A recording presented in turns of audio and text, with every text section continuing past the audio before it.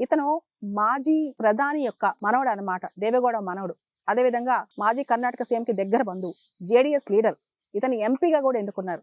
అంటే రక్షకులే భక్షకులు అయితే అంటుంటాం కదా. అంటే ప్రజల్ని కాపాడాల్సిన వాళ్ళు, కష్టాలు వస్తే ప్రజలు వాళ్ళ దగ్గరికి వెళ్ళి చెప్పుకుంటే ఓదార్చాల్సిన వాళ్ళు, వాళ్ళే ప్రజలపైన ముఖ్యంగా ఆడవాళ్ళపైన ఇలాంటివి చేస్తే ఎటువంటి పరిస్థితి వస్తుంది అనేది మనకి ఇక్కడ అర్థమవుతుంది.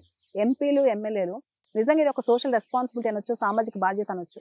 వాళ్ళు ప్రజల కోసం ఉండాల్సిన వాళ్ళు, వాళ్ళ కష్టం వస్తే ప్రజల కోసం నిలబడాల్సిన వాళ్ళు.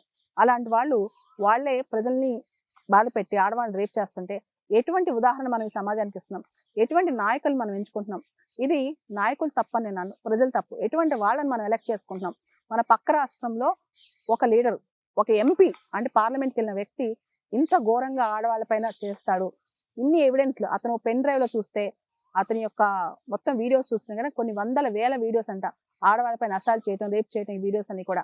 ఇటువంటి వ్యక్తిని మనం ఎన్నుకున్నామా? మన పార్లమెంట్ లోకి, అలాంటి దేవాలయంలోకి ఇటువంటి వ్యక్తి అడుగు పెట్టాడా? ఒక్కసారి మనం ఓటేసే ముందు మన ఎమ్మెల్యే ఎవరో, ఎంపీ ఎవరో, వాళ్ళు ఎటువంటి రాజకీయాలు చేస్తున్నారో, వాళ్ళ పవర్ వాడి బలహీనుల్ని ఏ విధంగా వాడుకుంటున్నారో ఒక్కసారి అందరం గమనించుకోవాలి. ప్రతి ఒక్క ఓటర్ని తెలుసుకోవాలి. ప్రతి ఒక్క భారతీయుడు దీనిపైన జాగ్రత్తగా ఉండాలి.